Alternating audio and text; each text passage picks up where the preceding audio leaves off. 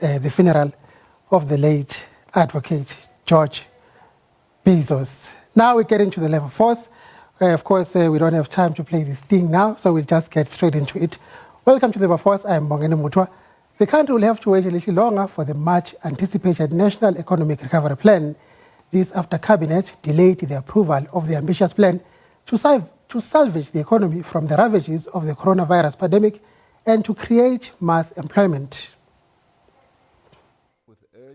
There was great expectation that President Cyril Ramaphosa would announce details of the recovery plan last night, but it wasn't to be. Following several weeks of engagement, the social partners at NEDLAC have made tremendous progress on an ambitious social compact for economic recovery.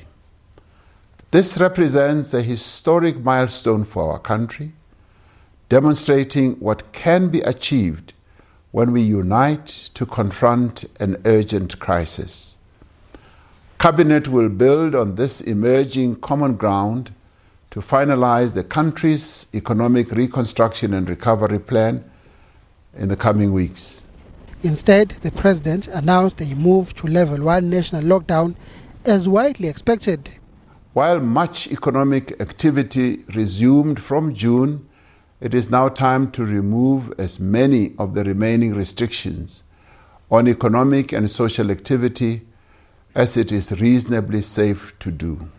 While level 1 lockdown allows the resumption of economic activity across all the sectors of the economy, the President warned that it will still take a long time for the global economy to recover from the devastation of the coronavirus pandemic, and that in turn will hamper the full recovery of the local economy. The move to alert level 1 removes many of the remaining restrictions on economic activity, although it may be some time before it is safe and capable for all sectors to return to full operation. Global and domestic demand and supply of goods and services for some sectors will remain low for the foreseeable future, regardless of the lifting of restrictions. The President also praised initiatives like the UIF Terrorist Benefit Scheme, which has provided billions of rand in financial support to affected workers. Bheki Ntshalintshali, SABC News, Johannesburg. Well, to discuss this further now, we are joined by the General Secretary of Cosatu, Mr. Bheki Ntshalintshali. Mr. Ntshalintshali, it's always a pleasure to have you on.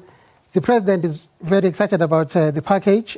Business has come out as well, saying that they are equally excited about it. Are you excited as Labour about the plan that's on the table before Cabinet at the moment? We welcome the announcement made by the President, as it was expected that we need to offer a move forward. So it's about what was required and what is expected from the development and the environment in which we operate. Now, in terms of the plan itself, the President says it needs to be finalized by Cabinet. What do you understand that to mean? Which plan are you referring to now? The economic recovery plan itself. We understand that any report that comes from NEDLAC is submitted to the Cabinet, and the Cabinet have to relocate it because they got their own responsibilities, and from there it has to be activated.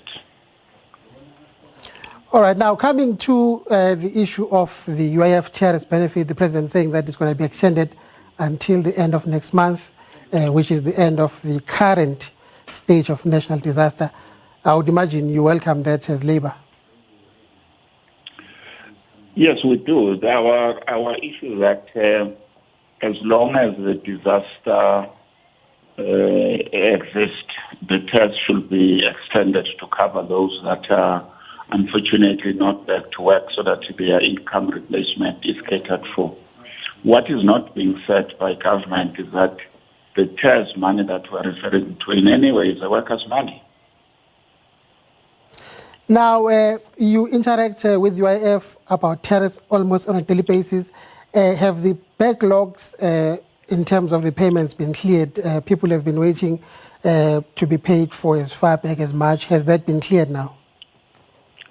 No, we don't know as of today, but as of this morning, it was not clear. They were reporting that other agencies has now done their verification in terms of the problem that has been identified by the AG, but there was one leg that was remaining, one leg of government that needed to clear the names and the IDs that were required. But we hope that very soon they should be able to process the application. We're worried, of course, that there are those that were submitted in April that they still have not been resolved. So we hope that with the new arrangement, all the application will be processed quickly. Workers have been waiting for too long to be able to get an income replacement, and that is not acceptable. Well, Mr. Ntshalintshali, it's always a pleasure to have you on. Thank you very much for joining us. We have to leave it there for now. After the break, my colleague Nastasia Arendse will bring you the alternative investor. Stay with us.